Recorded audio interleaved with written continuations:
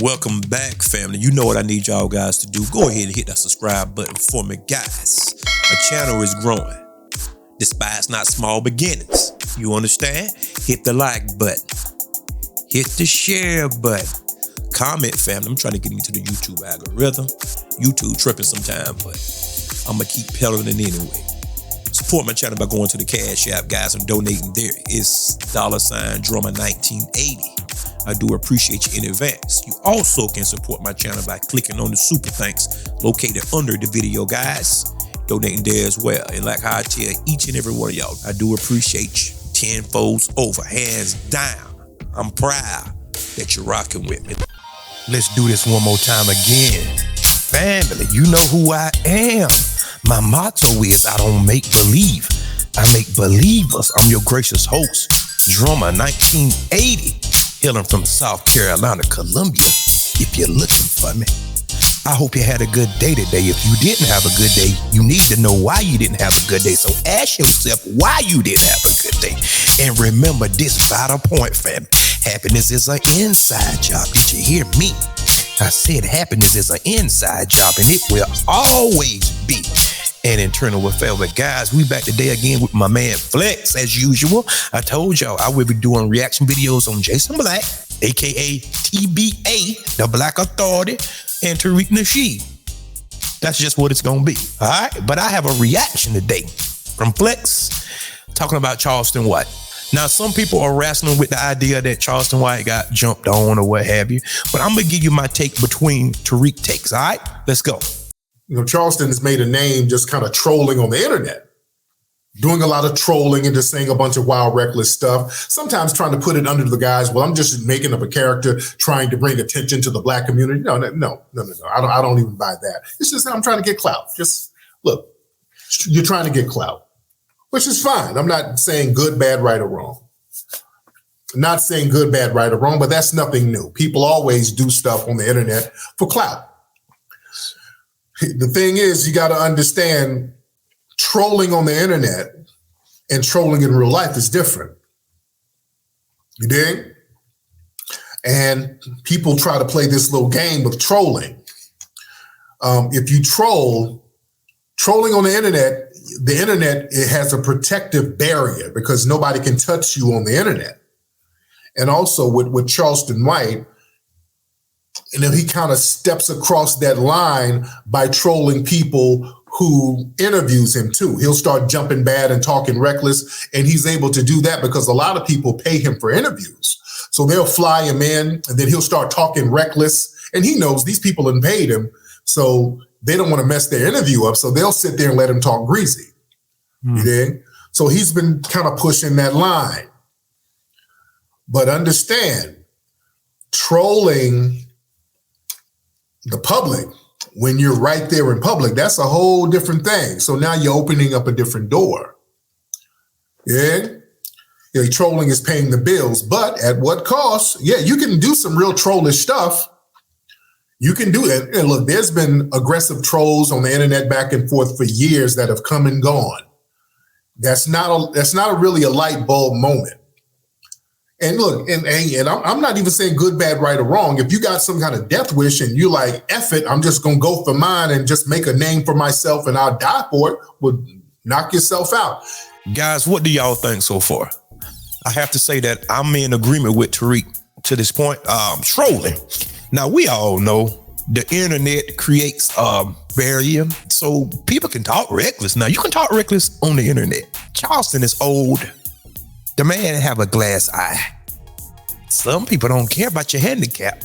Some people don't care about your abnormalities. Some people will hit you in your good eye. God. Especially when you're running your mouth. Family, I was always told this as a little bitty boy, a small youngin, a seedling. When you open your mouth wrong, somebody will hit you in your mouth. You're willing to risk your life for something?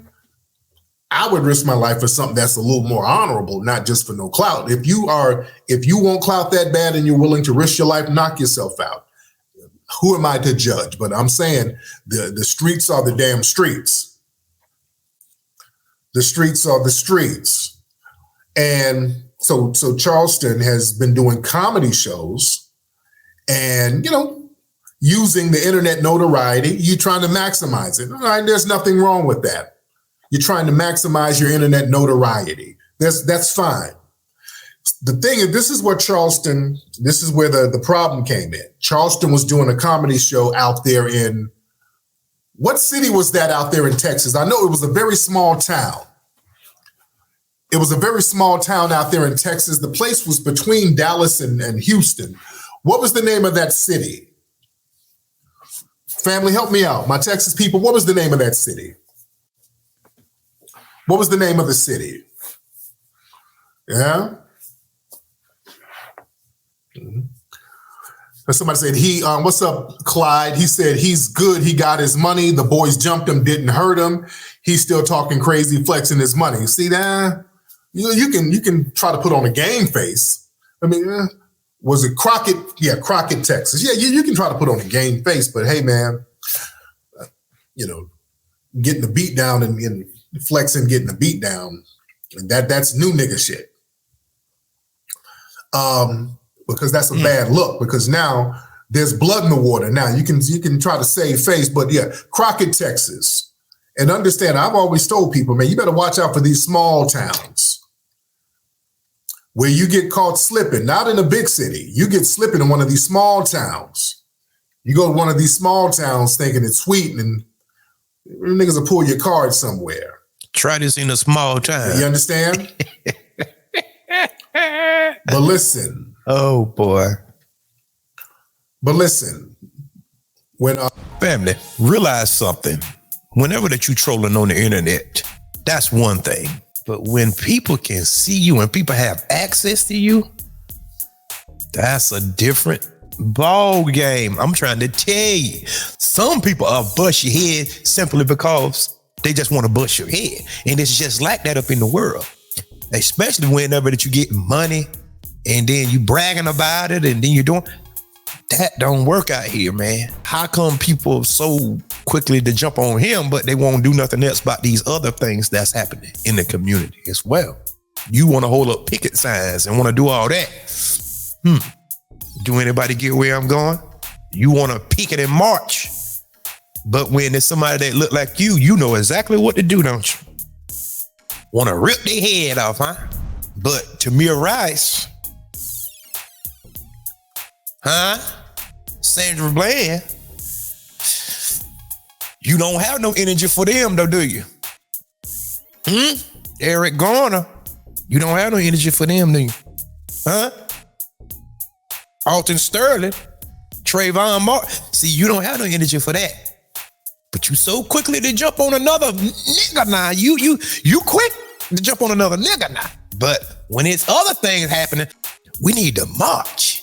We need justice. But you know how to get justice when it's somebody that look like you, right? So I have my thoughts about that. Moving right along. When Charleston was down there in Crockett, Texas, doing his routine, his comedy routine, what happened was, it appears that he started kind of bombing a little bit. And I think people started booing. I think he wasn't doing too well at that particular set. I think at some of his comedy shows, he, just like any comic, you do good some nights you do good, some nights you do bad. Some nights you do good, some nights you do bad. I think out here, he wasn't doing that good. From what I understand, he kind of lost the audience. He started, getting booed a little bit. Some of his material, it wasn't really hitting like he wanted it to hit, and they kind of low-key started booing him. So what Charleston did, instead of doing what comedians do, again, comedians, when you are professional, when you learn the craft, you got to learn how to handle being booed and handle the crowd.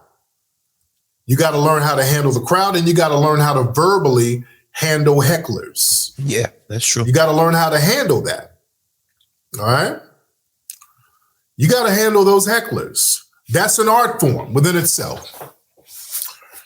What Charleston started doing, he started trolling the audience. He went back to what he's good at, which is trolling. Trolling, guys, by definition, is antagonistic. Trolling ain't really funny.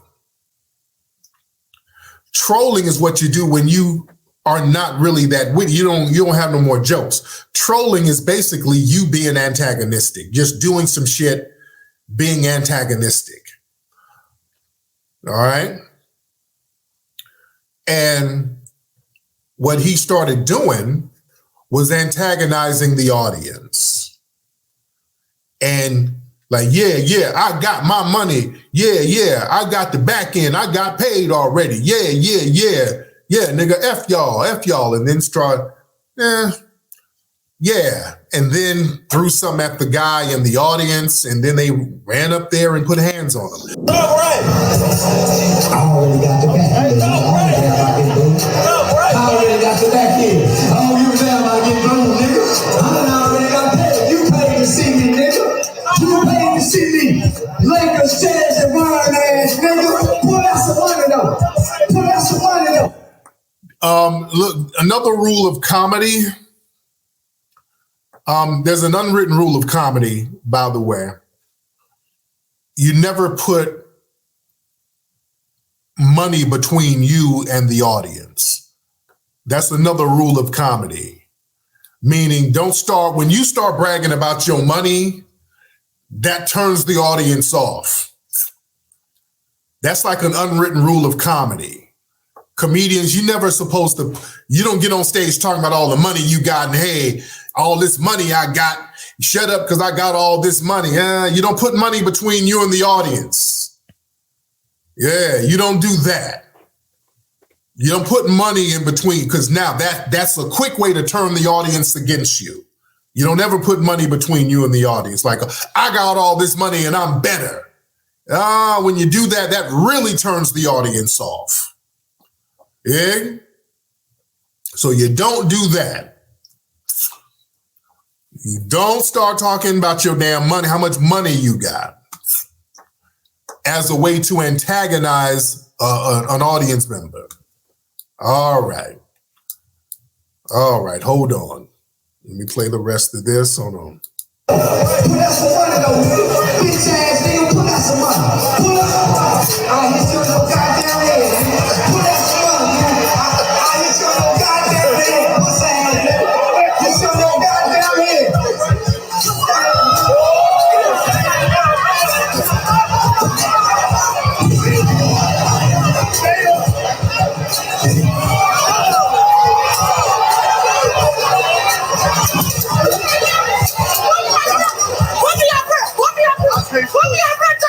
All right.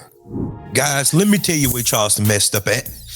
Number one, yes, bragging about the money, that surely will get everybody riled up pretty quickly because people are very sensitive about money for some reason. Somebody will hurt you. Is it right? But some people will jump on you. The next thing, and do not let this be lost on you, when Charleston assaulted that guy in the Lakers jersey, that was assault because they was just having jousting, roasting back and forth. Charleston picked up a flower plant and hit the dude in the head. That's where he went wrong at, in my humble opinion. That's where he went wrong because from words, it literally went from words to being physical.